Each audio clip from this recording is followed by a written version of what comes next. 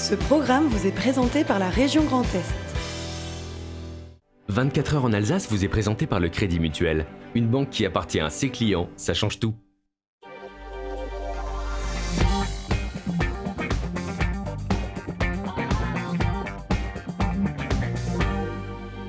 Madame, monsieur, bonsoir. Bienvenue pour une heure d'actualité 100% Alsace, 100% régionale avec une belle page de voyage. Ça, c'est pour la rentrée, puisque Emmanuel Monod, tout à l'heure, dans un air de vacances, nous amènera sur l'île, regardez, de Mallorca, comme on dit en espagnol. Célia, à voir sur notre antenne, à faire dehors. En l'occurrence, elle reviendra sur le talent de ce garçon Eric Borner, magicien qui rejoint l'équipe. Et on recevra Anne Ernwein, la chef de l'Agneau à Pfaffenhofen. C'est un restaurant, écoutez bien, qui a été créé en 1769.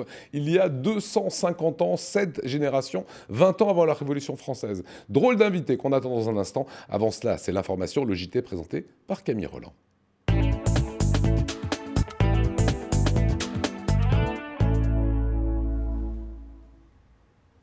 Bonsoir à toutes et à tous. Au sommaire de l'actualité de ce vendredi 6 septembre. La foire européenne change d'adresse pour sa 87e édition. Elle a ouvert ses portes ce matin au Palais des Congrès. Les services des urgences en crise à Strasbourg et Mulhouse nous feront le point sur leurs difficultés. Et enfin, c'est un rendez-vous prisé par les amateurs de photos. Les photofolies sont de retour ce week-end à Denbach. Mais pour commencer, devant les urgences de l'hôpital de Haute-Pierre, ce matin, un groupe d'urgentistes s'est rassemblé à l'appel du syndicat Force ouvrière. Le 22 août dernier, un patient s'en est pris au personnel, une agression de trop dans un contexte déjà tendu. Si la direction de l'hôpital leur a déjà accordé des mesures de sécurité comme la présence d'un vigile, un plan de formation et des dispositifs d'aide pour le personnel gréviste, ces mesures ne traitent pas le problème à la racine. Plus d'explications avec Stéphane Lévesque, infirmier délégué syndical FO. Annonce de plus en plus d'incivilité, l'agression des soignants, c'est quotidien, c'est soit des agressions verbales, ça peut être physique. C'est surtout centralisé sur le manque de lits d'aval en fait, et du coup ça crée une influence qui stagne un petit peu aux urgences et souvent les tensions montent, les gens attendent effectivement pendant des heures et s'installe un climat agressif. Qui est vraiment délétère pour que les soignants puissent travailler et apporter des soins de qualité aux patients. Le problème, c'est que ça a aussi des répercussions après dans les autres services, avec un effet domino, puisque les gens qui attendent, qui sont quelque peu agressifs ou qui deviennent violents, si on leur trouve une place, après, ça se répercute aussi dans les autres services.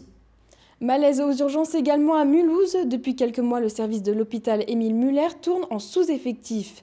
La cause des conditions de travail qui se dégradent. En début de semaine, la direction a proposé des solutions comme faire appel aux médecins généralistes des environs. Mais cela ne suffit pas à rassurer le personnel. Le point avec Marine Zis. Soignants épuisés, patients en danger.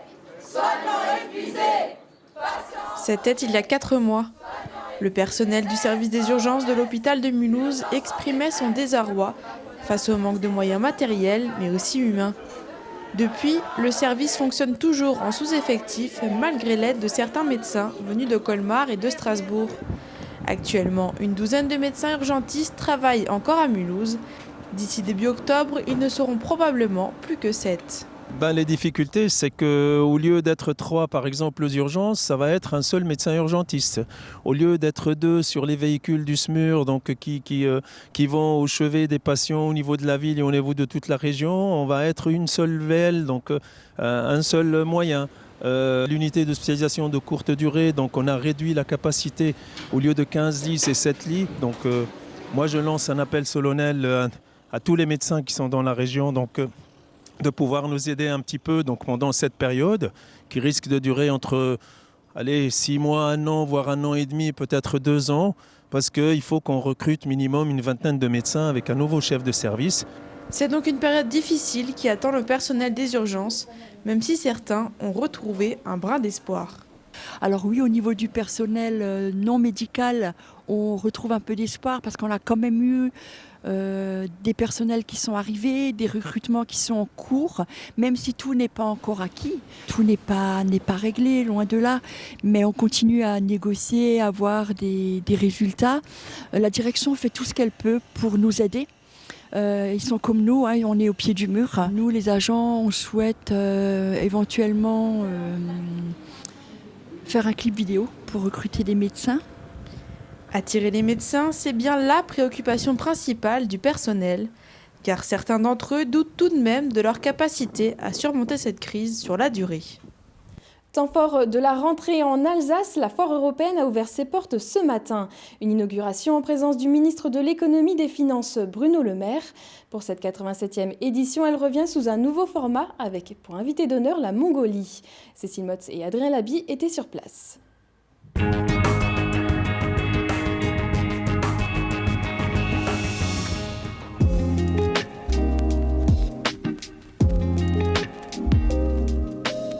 Depuis 1926, la foire européenne est le rendez-vous de la rentrée avec des rituels bien connus des habitués.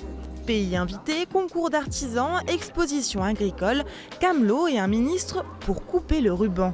Et l'heureux élu cette année, c'est le ministre de l'économie, Bruno Le Maire. On me disait, à l'ère du numérique, est-ce que c'est encore utile d'avoir une foire où il y a des exposants, des clients, des gens qui viennent circuler ? Je dirais que c'est encore plus nécessaire. Je ne crois pas à une société désincarnée.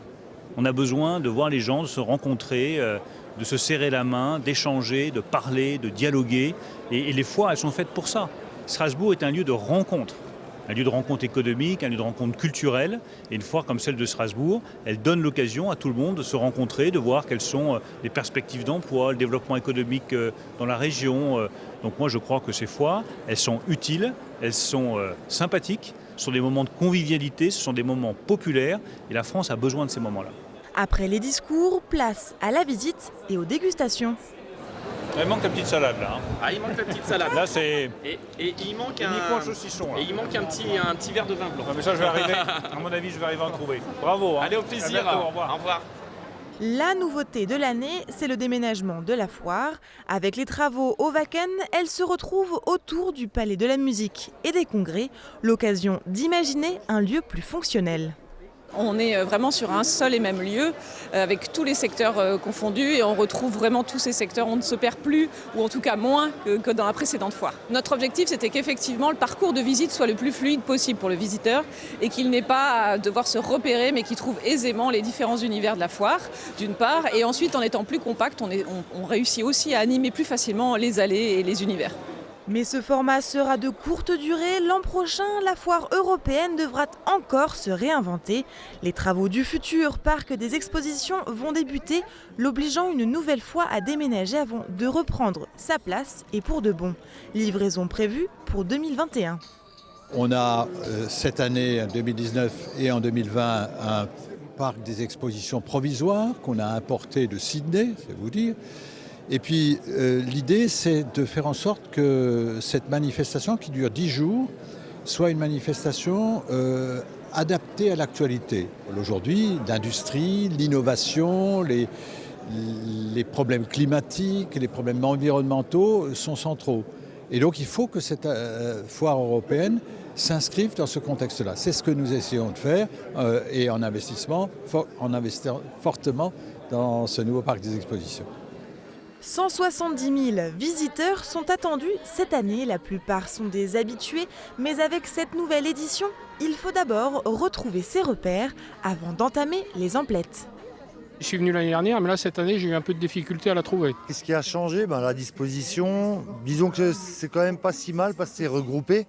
On n'a jamais fait l'ouverture de la foire, c'était un essai, on voulait venir voir comment ça se passe à l'installation et puis c'est un nouveau site et une localisation différente cette année. Donc on est venu voir aussi, mais compliqué. Hein. Qu'est-ce qui est compliqué ? De se garer. Mais il y a des choses qui ne changent pas. Décoration, mode, beauté, habitat, il y en a pour tous les goûts. Et c'est jusqu'au 16 septembre. En plus des 900 exposants, à noter cette année que l'invité d'honneur est la Mongolie.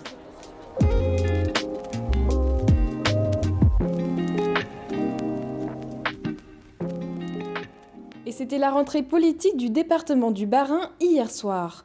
Au cœur de l'événement, la collectivité européenne d'Alsace. Il reste maintenant 16 mois avant la fusion des deux départements alsaciens, une période que les exécutifs départementaux comptent bien utiliser pour faire converger leur politique. On écoute Frédéric Biry, président du département du Bas-Rhin, au micro d'Adrien Laby. On va être bien évidemment mobilisé fortement sur le partage de nos politiques publiques entre le Haut-Rhin et le Bas-Rhin. Vous savez, parfois sur ces politiques publiques, c'est le Haut-Rhin qui a les meilleures politiques. Parfois c'est le Bas-Rhin. Donc c'est l'occasion pour nous d'échanger, de mieux comprendre la façon de faire de l'un et de l'autre, de sorte qu'on tire le meilleur de chacun pour que du coup nos politiques publiques, à partir du 1er janvier 2021, elles soient opérationnelles. Et puis il y a des compétences nouvelles que la loi nous a octroyées, sur lesquelles nous réfléchissons à des politiques à construire pour améliorer sur le bilinguisme, à organiser mieux les mobilités entre l'A35 et l'A5 côté allemand, dans la gestion des fonds européens, dans le lien transfrontalier. Donc bref, on est aujourd'hui dans la préparation, dans un travail assidu avec nos équipes qui du coup préparent cette arrivée de cette collectivité européenne d'Alsace. À Dembach, ce week-end, les habitants verront leur village transformé. À l'occasion des Photofolies, un circuit découverte présentera le travail d'une 50aine de photographes alsaciens et du Grand Est. Dans une grange, à la mairie ou à la scierie, les visiteurs découvriront des photographies variées sur la thématique de l'humain. Un reportage de Fanny Kunz.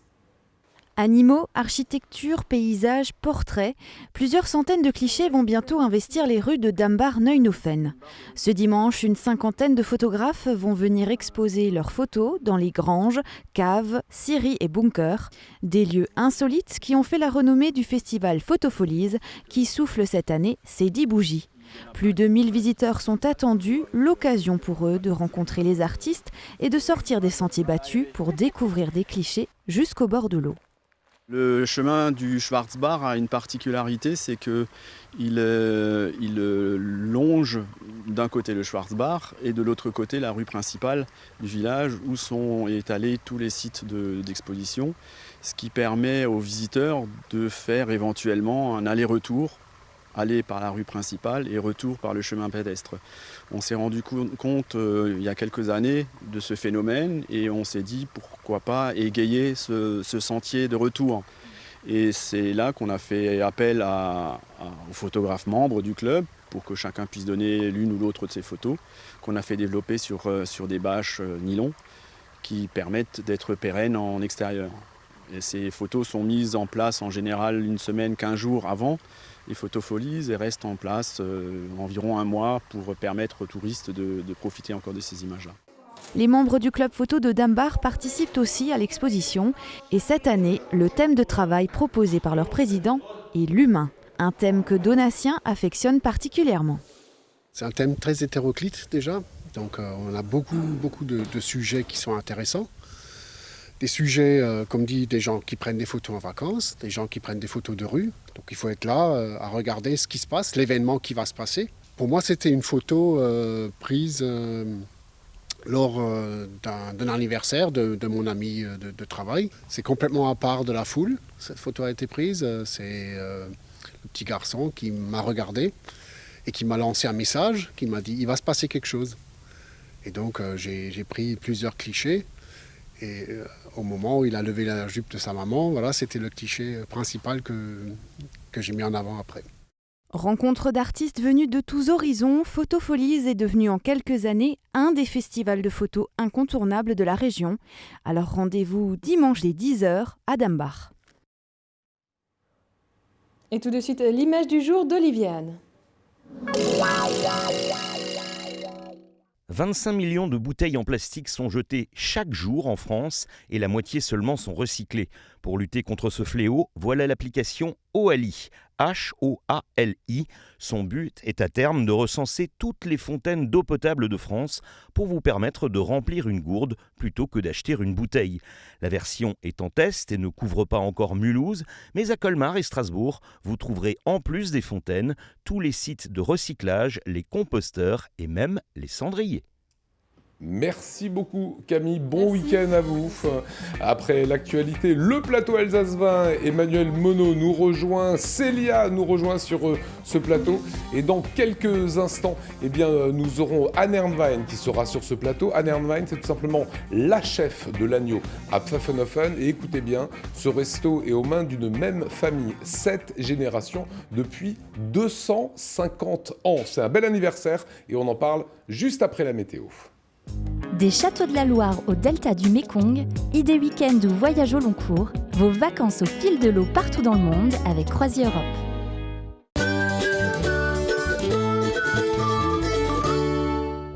Bonjour à tous et bienvenue sur Alsace 20. Eh bien, il va falloir garder le sourire parce que côté ciel, ce sera plutôt maussade et ce, dès votre réveil avec beaucoup de nuages si vous êtes en Alsace ainsi que dans le nord de la Suisse ou encore du centre jusqu'au nord de la région du Bade-Wurtemberg. Et regardez, il y aura même de la pluie près de Fribourg. Les températures matinales, ça remonte, on passe la barre des 10 degrés.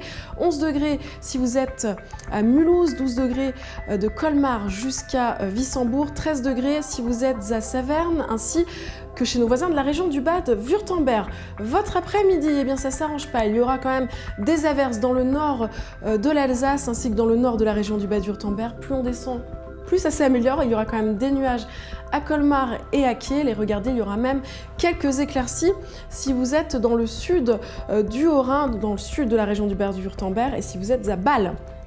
Les température dans votre après-midi.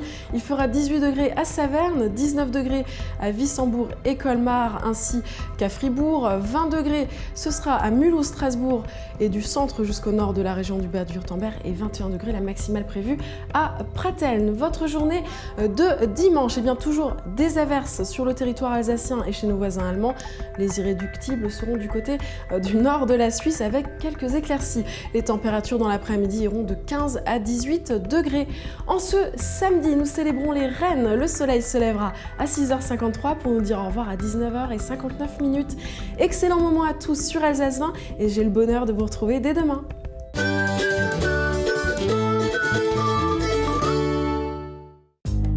Vos vacances au fil de l'eau avec CroisiEurope. Croisière fluviale et maritime au départ d'Alsace et jusqu'au bout du monde. Et l'invité de la rédaction, on est ravis de l'accueillir. Anne Ernwein, comment allez-vous ? Ça va, très bien. Voilà, c'est un pur bonheur de l'avoir chef de l'Agneau à Pfaffenhofen. Ce restaurant a été créé en 1769, 20 ans avant la Révolution française. Oui. C'est un truc de fou quand même. Ouais, la preuve, on est toujours là. Mais effectivement, on a résisté. 250 ans d'histoire, 7 générations. On va rappeler qu'en 1769, c'est Christian Achner, c'est ça ? Oui. C'est l'aïeul ? C'est l'aïeul, oui. Et il décide de créer à Pfaffenhofen une auberge. Une auberge. Et au départ, c'est quoi en fait cet endroit ? Cet endroit, c'était une bergerie qui accueillait les bergers qui revenaient de leur... donc après, il a décidé d'accueillir les bergers pour loger et puis les moutons à l'étable. Donc il a créé un petit peu une auberge, faire une restauration un petit peu avec différents produits locaux. Ouais. Et donc il y avait des tricoteurs de bas. Ils utilisaient la laine des moutons pour tricoter les bas. Et puis les bas étaient utilisés pendant la guerre de Russie pour les soldats. Voilà, ça c'est vraiment votre histoire. Voilà. Alors soit 20 ans avant la Révolution française, l'aïeul il est aubergiste, sauf que aubergiste ça ramène quand même pas assez de sous. Donc il est également brasseur, huilier, oui. Il fait de l'huile, distillateur. Distillateur, oui. Là où la distillerie était, c'est notre cuisine d'été qu'on a actuellement pour notre jardin. Et il était tonnelier aussi. Voilà, tonnelier. Voilà, et Madeleine, c'est sa femme. Et elle fait un petit peu le service. Et surtout, vous venez de le dire, elle tricote les bas des soldats de la Grande Armée pendant la retraite de Russie. Tout à fait. Ouais. C'est un pan d'histoire de France que vous portez dans ce restaurant. Oui, oui. Une belle histoire et puis qu'on essaie de perdurer avec ma sœur maintenant et puis j'espère encore pour quelques années. Alors la cuisine c'est pas du tout la même, vous allez voir le pédigré de Anne. On va juste rester encore un tout petit moment. On va rester raisonnable quand même. À l'Agneau à l'époque on prépare des mets issus de la production de l'élevage local, des harengs salés, oui. Des légumes du jardin accompagnés de bières brassées maison. Aujourd'hui vous en faites vous de temps en temps des harengs salés, des choses comme ça ? Oui, ça nous arrive, ouais. Durant la période hivernale un petit peu. On fait notamment un petit buffet qui reflète le pays du Père Noël, avec des mets scandinaves, norvégiens, du Danemark. Donc on rappelle un petit peu tout ce qui était harengs salés, les haddock, les flétans. Donc on ramène un petit peu cette histoire-là. Qui est servi, effectivement. Alors, quand vous voyez ces images-là, ça a changé depuis. Eh oui, voilà. Heureusement d'ailleurs. Quand est-ce que justement l'Agneau devient le restaurant gastronomique comme on le connaît aujourd'hui ?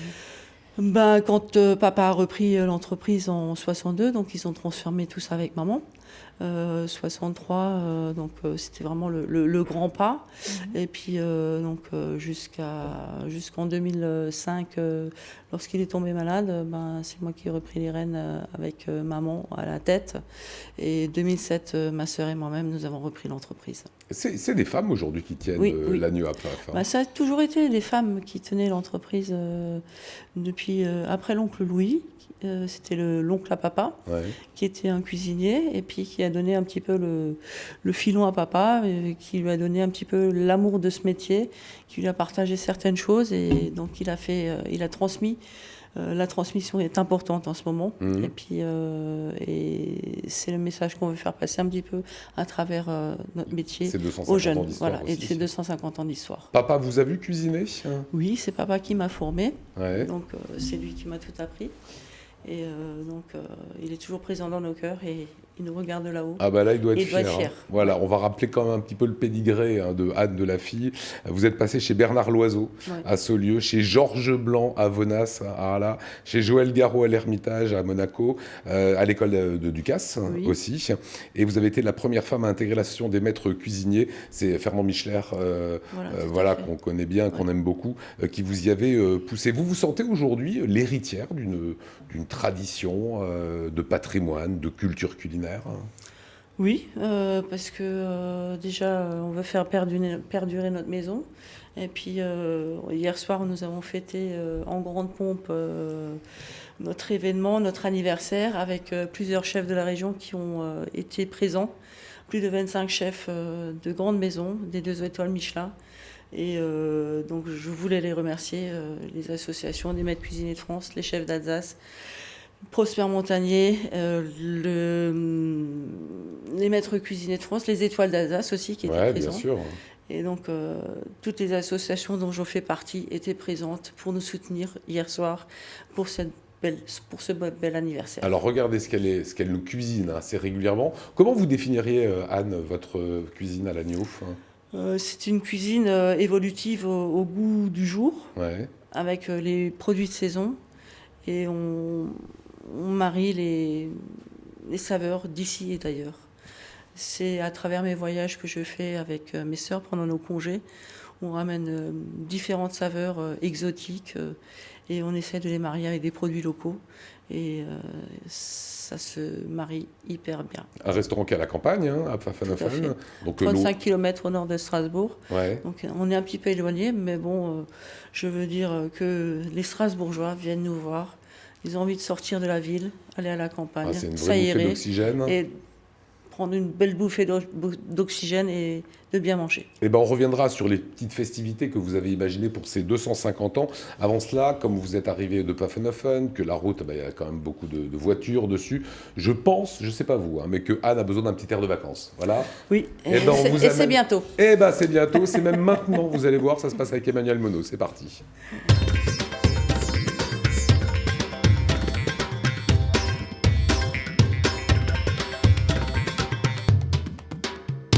Bonne rentrée, Emmanuel. Bonne rentrée, Lionel. Bonne rentrée à tous. Voilà, t'as entendu que Anne, elle part en vacances lundi. Alors, j'ai entendu que Anne, elle aime voyager. Et c'est vrai que c'est une belle entrée en matière pour ma chronique. Et effectivement, et peut-être que tu peux même changer encore sa destination parce que tu nous amènes sur une île. Oui, alors ce soir, c'est la rentrée. Alors Célia, tu aimes les bijoux. Ce soir, je ne parle pas de joaillerie, mais je parle d'un très très beau joyau. Je vous emmène à l'île de Majorque, aux Baléares. Je vais vous montrer un petit peu ce qu'on peut y découvrir. Celle qui baigne dans la Méditerranée. Allez, je vous fais rêver une magnifique eau cristalline au nord et à l'ouest, une grande côte pleine de criques. Au sud, c'est différent. Ce sera le bonheur des baigneurs et amateurs de farniente grâce à ces longues plages de sable. Douceur de vivre, sous son climat méditerranéen, vous découvrirez les villages pittoresques de l'intérieur ou encore Palma, sa capitale, qui vous racontera son histoire. Tout cela fait de Majorque une belle destination vacances. C'est beau, la couleur de l'eau comme ça. Ça donne envie. Ça donne envie. Voilà. Et où est-ce qu'on ira manger le soir éventuellement à Palma? On commence par Palma? Allez, on commence par Palma, la capitale. Donc je vous emmène à Palma. Qu'est-ce qu'on peut y faire à Palma? Alors Palma, souvent on se dit c'est les cafés, la fête, mais derrière cette station balnéaire, vous allez découvrir toute une vieille ville, hein, la Casco Antigo. C'est très sympa de déambuler dans ces ruelles, admirer la cathédrale face à la mer, tout comme visiter le palais de l'Almudena, cet ancien château musulman devenu la résidence des monarques de Majorque du XIIIe siècle. C'est très surprenant. Hein, on fait tomber les clichés et il n'y a pas que du balnéaire, il n'y a pas que des transats. Alors évidemment, elle connaît toutes les destinations où elle va. Elle m'a dit attention, méfie-toi d'une chose, Palma, c'est une ville à deux visages. Oui, deux faces. Hein. Effectivement, sur Palma, on va avoir toute la côte balnéaire qui est bordée d'hôtels alignés les uns à côté des autres, mais également donc de l'autre côté un cœur historique hein, qui vaut vraiment le coup d'œil. Amateurs de culture, préparez-vous, j'ai envie de dire. Belle cathédrale, super, élégant patio, les casas mallorquines, hein, les belles demeures et les palais qui nous racontent vraiment son histoire, musée d'art, enfin bon, vous le voyez à travers ces vidéos, il n'y a pas que de la plage, il n'y a pas que de la fiesta à Majorque. Hein. Ça va Anne, les vacances commencent à s'installer tout doucement. Moi j'ai dit que c'est la rentrée. Tu la sens, ça baisse, tu vois. Elle était comme je ça au me début. sens apaisée là. Exactement. Allez, on part maintenant, ravie, toujours sur l'île de Majorque, dans le nord. Allez, on monte un petit peu dans le nord parce que cette île est effectivement pleine de charme. Alors, direction Solaire, jolie petite ville, d'abord son port de plaisance que vous voyez derrière moi. Alors Solaire, c'est une petite ville qui est nichée dans la Serra de Tramuntana. Tramuntana, c'est le massif montagneux de Majorque. D'ailleurs, le nom vient de la tramontane, hein, ce fameux vent de la montagne qui est très fort. Grande place avec une très belle église, les terrasses de café, petite montagne tout autour en font une des plus jolies places de l'île. Alors Solaire, c'est plein de rues étroites avec de nombreuses boutiques, des maisons traditionnelles, mais c'est aussi, et ça je trouve ça intéressant, la station de train qui est le principal point de rencontre entre les touristes et les résidents. Station de train? Station de train. C'est un train qui existe depuis 1912. D'ailleurs, c'était ma petite astuce. Ok, c'est pas le cable car que l'on trouve à San Francisco? Alors, j'ai préparé des vidéos. C'est un train vraiment très ancien. C'est une balade très bucolique. Il faut savoir qu'entre Palma et Solaire, vous avez 23 km, une heure de voyage, 15 € le trajet. Sur la côte? Exactement, à travers toute la Serra de Tramuntana. Donc le voyage commence dès ce petit voyage en train. Quoi, Le petit voyage en train, c'est déjà les vacances. Une autre visite? Allez, on part cette fois-ci sur le cap de Formentor. Je crois que ça vous parle, Lionel. C'est magnifique. Ouais. Ah, c'est bien un endroit à Palma. Décor digne du Seigneur des Anneaux, sublime. Alors, une route sinueuse de 18 km, hein, elle part du port de Pollentia, elle s'avance au milieu des montagnes, elle plonge dans la mer. Regarde-moi cette eau. Hein. Ça donne envie. Ouais. Célia, ça fait rêver, non? Oh. Alors, je vous préviens, vous allez avoir, vous arrêtez tous les 100 mètres pour faire des photos. Je vous le déconseille, pourquoi? Parce qu'il y a plusieurs points d'observation, des points panoramiques d'observation, notamment il y en a 3 principaux. Vous ferez d'abord un arrêt à la paradisiaque Cala del Pi, c'est une plage de rêve sur la baie de Pollentia. Et comme je vous dis, hein, on est au Baléares, on est à 2 heures de vol d'Alsace, donc ce serait vraiment dommage de s'en priver. La calanque Cala des Figueral avec les petits cabris qui se baladent, et l'ultime étape, le cap de Formentor avec son phare. Voilà, Formentor qui est effectivement absolument magnifique. Il y a toujours le petit plus dans cette chronique. Hein. Mon petit plus, alors j'ai toujours envie de vous en donner plus, effectivement. Moi, je vous emmène ce soir à Valdemossa, c'est un village sur lequel aussi j'ai pu craquer. Je vais vous dire pourquoi. Alors, c'est vrai qu'il est très touristique, beaucoup de monde. Hein. La majorité des touristes restent dans la rue principale. Alors, c'est toujours pareil. Sortez, enfoncez-vous dans les ruelles. Perdez-vous, flânez, allez à la rencontre des locaux, hein, clairement. Allez découvrir, faites un voyage gustatif. Anne ne peut que me conforter dans cette idée. Allez goûter, c'est un vrai petit bijou. Et comme vous êtes très sage, ce soir, je vous partage une petite histoire. Ce village est également connu pour avoir accueilli 2 amants. L'écrivain Georges Sand et Frédéric Chopin y ont résidé quelque temps. Donc voilà, c'était la petite histoire. Dans ce petit coin de paradis. Oui. Ils se sont perdus dans les ruelles. Ils se sont perdus dans les ruelles. Allez. Ils se sont aimés. Hein. Exactement. Une petite astuce. Alors, une petite astuce, je vais vous donner surtout mon bon plan au départ d'Alsace. Pour aller à Majorque, les vols directs EasyJet qui sont quotidiens, donc ça va vous permettre de faire soit un week-end, un vendredi, lundi, ou une semaine complète. Vol direct au départ de Mulhouse, également les vols Ryanair au départ de Karlsruhe, Baden-Baden. Si vous voulez prolonger l'été, j'ai regardé, il y a encore encore des vols à 100 € aller-retour pour le mois d'octobre. Sinon, c'est une destination climat méditerranéen, tempéré, on peut y aller toute l'année. Voilà. Anne, vous savez déjà où vous allez partir lundi? Oui. Pas lundi, mais mardi ou mercredi. Dans quel coin? Thaïlande. Oh, magnifique. Bon, vous ferez la chronique avec Emmanuel la prochaine fois. Pas de souci, c'est avec plaisir. Voilà. Prévu dans mes tablettes. Voilà, et vous allez vous régaler, on mange avec très grand bien. Plaisir. On mange divinement bien. Ah oui, j'y étais l'année dernière et puis on y retourne. Et on ramène des influences aussi. Tout à fait. Voilà, qu'on goûtera à l'agneau. Beaux produits qu'on ramène aussi dans nos valises. Exactement. On en reverra quelques images de Pfaffenhoffen dans un instant. Célia, à voir, à faire, c'est à suivre. Tout ce qu'il y aura sur nos programmes et les bonnes sorties à faire après ça.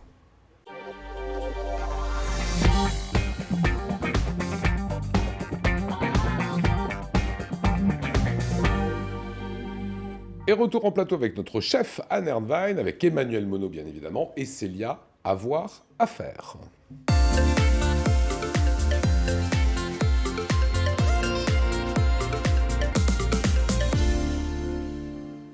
Bonjour à tous, alors déjà je suis très contente de vous retrouver tous pour cette Bonne nouvelle rentrée. saison, merci.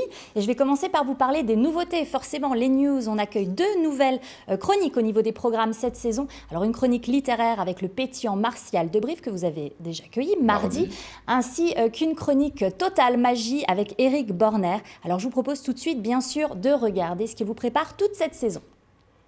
Retrouvez-moi tous les mardis dans la chronique À la page, où l'on découvrira ensemble les meilleurs ouvrages du moment. C'est dans l'émission 24 heures en Alsace et c'est sur Alsace 20.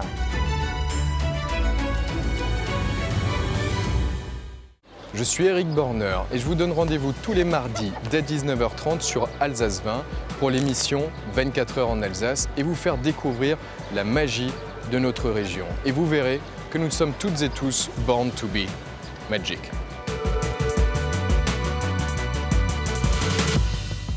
Voilà, ils sont redoutables tous les deux. Hein. Côté programme, Célia. Oui, ils sont top. Alors côté programme, ce week-end, on finit l'été en beauté avec la rediffusion d'un concert, celui de Al McKay et de son groupe. C'est un hommage qu'on vous propose, un hommage à Earth, Wind & Fire, le célèbre groupe disco-funk des années 80.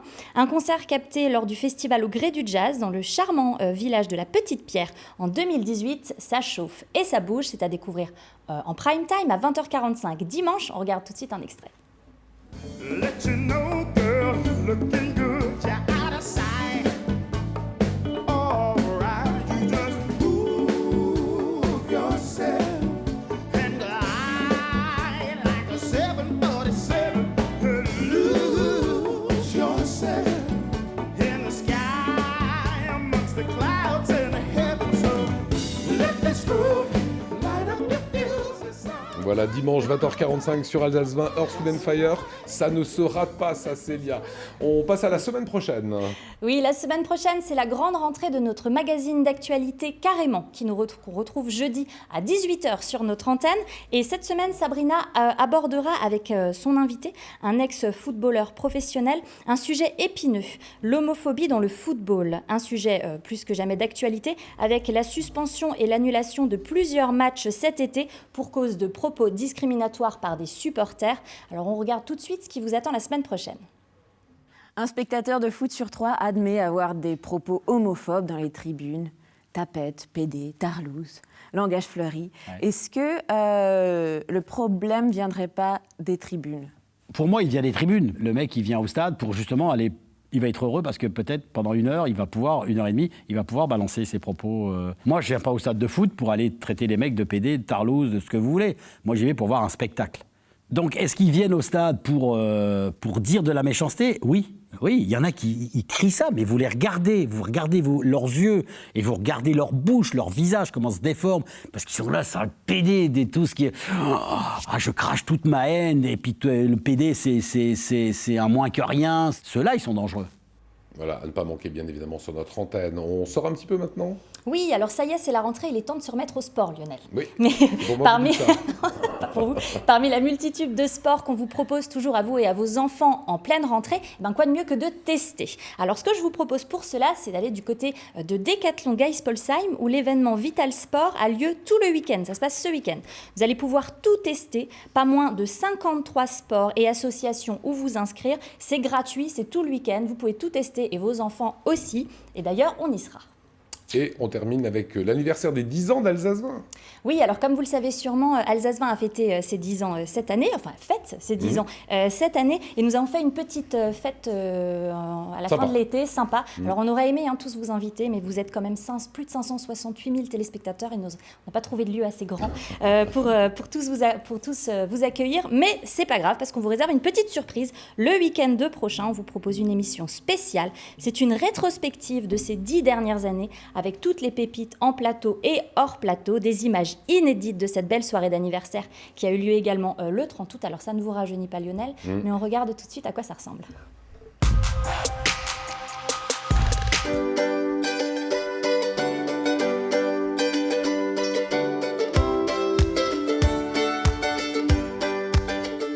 Merci à vous d'être venus très nombreux ce soir aux 10 ans d'Alsace 20. Joyeux anniversaire Alsace 20. Joyeux anniversaire, Alsace 20.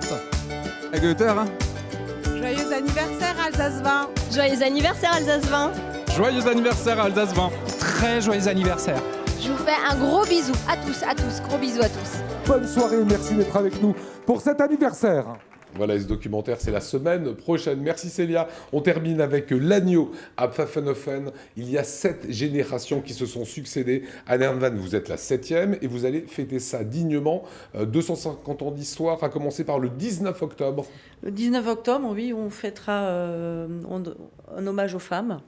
Un hommage aux femmes qui se fera par le biais du Festin de Babette, dont j'ai refait le repas, le menu du film, il y a 3 ans de cela.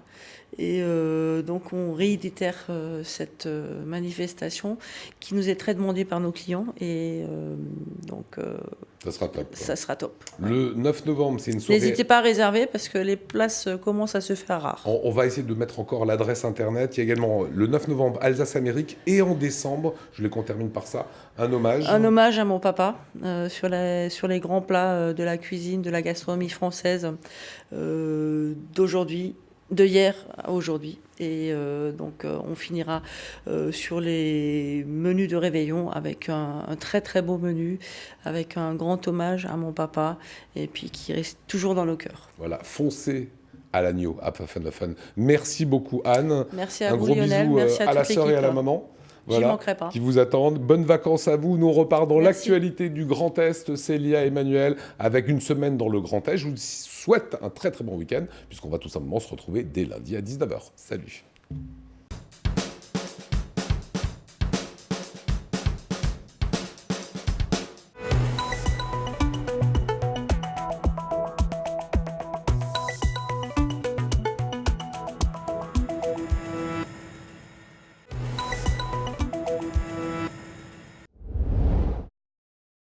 Elle a ouvert lundi en pleine rentrée littéraire, la plus grande librairie de l'Est. Elle n'a pas pignon sur rue, c'est un portail de vente et de réservation de livres en ligne.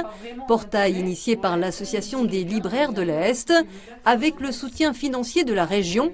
Et parmi la centaine de librairies indépendantes que compte le Grand Est, 17 professionnels, dont le Quai des Mots à Épinal et la librairie Le Neuf à Saint-Dié, qui avaient déjà leur propre site internet, ont décidé de rejoindre cette plateforme qui leur donne une visibilité régionale. Alors on va trouver bien sûr des livres à acheter, comme sur n'importe quel portail lambda, qu'on peut faire livrer ou venir chercher en librairie, on peut en reparler, mais on va aussi trouver tout ce que l'on fait dans nos librairies, c'est-à-dire les animations dans les librairies, les participations au salon à l'extérieur aussi. Vous avez des onglets événements, vous avez un onglet dossier et conseils. C'est-à-dire que là, en cette rentrée littéraire, vous avez la possibilité de voir tous les conseils de lecture des libraires qui sont adhérents, des premiers libraires qui sont adhérents du portail.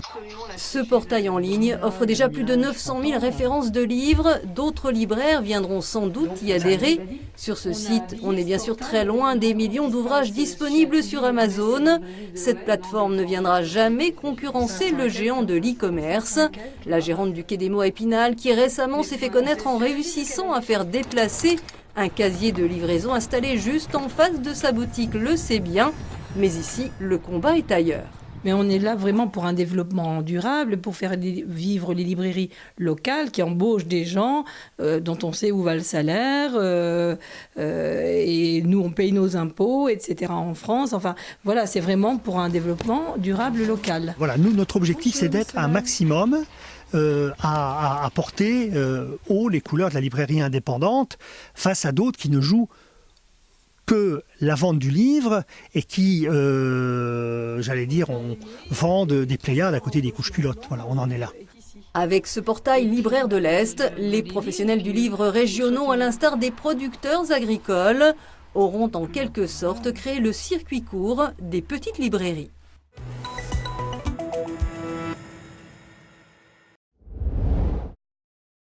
Ici, Laurent a recruté 24 vendangeurs pour collecter à la main des grappes saines avec des raisins équilibrés en sucre et en acidité. Entre les rangs, les accents viennent du monde entier. Chaque vendangeur est venu avec ses propres motivations. Pour gagner de l'argent. Puis c'est bien les vendanges. Il fait beau, c'est la nature, on est bien. On fait le tour du monde, il y a plein de gens, plein de nationalités différentes. Donc on a des Brésiliens, des Venezuela, États-Unis, Polonais, Belgique et Russie aussi. Michael a fait le voyage depuis Chicago pour vivre l'expérience des vendanges en Champagne avec une collecte manuelle. Nous n'avons pas d'excellent champagne comme vous le faites ici, nous vendons juste du vin pétillant californien. Je suis donc venu ici essayer les vendanges, c'est dur mais merveilleux. Vous rencontrez des gens bien du monde entier. Il a décidé de reverser tout son salaire à l'Association française des diabétiques, car ma fille Margot est diabétique. On a un biologiste, un directeur d'hôpital psychiatrique, on a eu des gendarmes aussi. Ils viennent plus pour le plaisir d'être ensemble et de passer une bonne semaine à faire un peu la fête et travailler un peu quand même. Relaxation. Oui. Ce directeur d'hôpital psychiatrique polonais vient avec ses amis depuis 5 ans. Une aubaine pour Laurent, car recruter une équipe complète devient de plus en plus difficile. Depuis 2 ans, il utilise les réseaux sociaux et depuis 1976, ses parents ont vécu des expériences similaires. On a eu des Polonais début des années 80, on a des Parisiens, bourgeoisie parisienne. On se rabat quand même sur les personnes extérieures parce que local, on est tellement de viticulteurs dans le coin, donc il n'y a pas assez de personnes pour venir travailler chez tout le monde, quoi. Oui, j'aime bien même. Déjà, l'équipe de Polonais, ça fait 5 ans qu'ils viennent, c'est des amis maintenant. Les Polonais, ils nous ramènent souvent des productions locales, donc c'est toujours intéressant. Vendanger, c'est aussi un bon moyen de découvrir la France. Ces ex-étudiantes venues d'Argentine n'ont pas hésité. Je suis avocate, c'est le moment parce qu'après la vie ça change et peut-être après je vais avoir une famille, des responsabilités. C'est un élément important de la culture française. Je voulais être en contact au plus près avec cela. J'ai le projet d'apprendre le français. Cela me semble être le meilleur endroit par rapport à Paris, par exemple. Sur l'ensemble de la zone d'appellation Champagne, près de 100 000 saisonniers sont recrutés chaque année.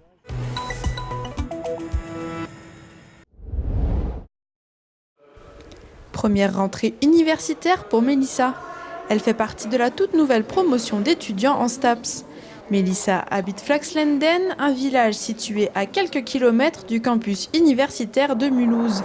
Alors pour elle, le choix entre les 2 établissements en Alsace paraît évident. J'ai choisi de venir à Mulhouse plutôt qu'à Strasbourg pour rester près de ma famille, rester à la maison, avoir le confort quand même, pas avoir un appartement. Et voilà. Les demandes ont été nombreuses pour intégrer cette nouvelle filière puisque plus de 500 bacheliers ont candidaté sur Parcoursup. La promotion compte 80 étudiants, soit 10 fois moins qu'à Strasbourg. Alors quelques points administratifs que j'aimerais voir avec vous. Cette licence proposera un cursus similaire à celui de Strasbourg pour les 2 premières années. Mais en 3e année, les étudiants pourront se spécialiser dans les activités physiques adaptées et la santé. On a fait le choix, en analysant un petit peu le tissu local, de se lancer vers les activités physiques adaptées et la santé, et en particulier avec la proximité du centre de réadaptation, la proximité des infrastructures sportives de la ville ou de centres sportifs régional, par exemple, de vraiment axer sur peut-être un petit peu plus le handicap physique pour cette spécialisation qui aura lieu en 3e année de licence. À Strasbourg, il y a les 4 spécialisations nationales qui existent et c'est vrai que la spécialisation activité physique adaptée et santé est plus centrée sur le handicap mental. Donc on vient vraiment en complément de l'offre strasbourgeoise et je pense que ça sera très bien pour nos étudiants de la région. Une fois les formalités administratives passées, les étudiants assisteront à leur premier cours au début de semaine prochaine. Au programme, des enseignements théoriques mais aussi pratiques, avec du judo, de la natation ou encore du canoë-kayak par exemple.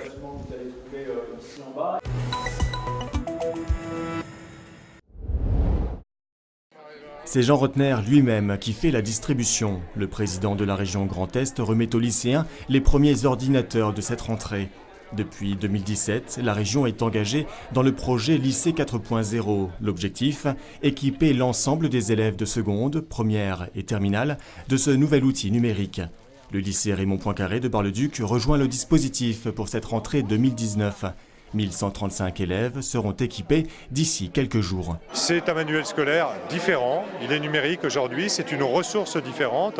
Je crois que ce n'est pas un gadget. Aujourd'hui, dans un monde de compétition, dans un monde où le savoir est quasi instantané, dans un monde universel, je pense qu'il y a une éducation au numérique à assurer. Le disque dur contient l'ensemble des manuels scolaires au format numérique. L'élève va pouvoir se connecter à l'ENT, l'espace numérique de travail, et ainsi accéder à l'ensemble des ressources mises à disposition par les professeurs. 32 élèves de terminale littéraire reçoivent aujourd'hui ce nouvel outil pédagogique. Pour autant, quelques élèves ont un avis mitigé. Le seul endroit où on pouvait échapper à l'informatique, c'était le lycée. Et que là, du coup, on est obligé de s'adapter à la modernisation, mais il y a des avantages et des inconvénients en fait. Ce qui est bien, c'est qu'effectivement, c'est plus rapide.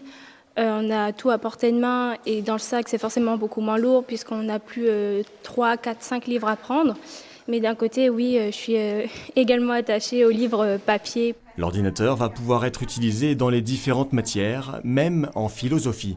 Anne Prieur, professeure de la dite matière, voit cet outil comme un complément au cours. Bien sûr, je reste attachée aux livres, à la culture papier, mais j'utilise quand même les ordinateurs. Par exemple, depuis quelques années, j'ai conçu des exercices à faire en ligne qui leur permettent de s'auto-évaluer après avoir appris leur cours, par exemple. Pour cette rentrée 2019, 182 nouveaux établissements rejoignent le dispositif Lycée 4.0. C'est 115 000 ordinateurs, d'une valeur unitaire de 390 €, pris en charge entièrement par la région Grand Est.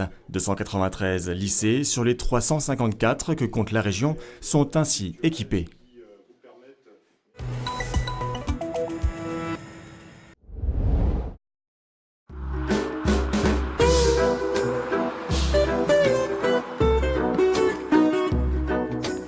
Il y a de ces rencontres qui demeurent improbables, comme celle que nous avons vécue samedi dernier près de Bruyères. Sur la route, Edmé, 22 ans, et sa chamelle Attika, 10 ans, ont entamé début juillet un périple qui va de Chambéry en Savoie jusqu'en Mongolie. Plus de 7000 km à vol d'oiseau et beaucoup plus long lorsqu'on est à pied et que l'on transite par la Pologne où elle passera l'hiver dans une ferme, puis la Russie. J'aime l'aventure et je voulais depuis longtemps voyager avec un animal. Et le chameau, c'est pratique, il n'y a pas de problème de pied, elle peut porter beaucoup, elle peut boire tous les 3 jours en été, 5 jours en hiver. Mais l'aventure n'est pas la seule motivation pour la jeune nomade qui a acheté Attika il y a 6 mois environ au cirque Fratellini.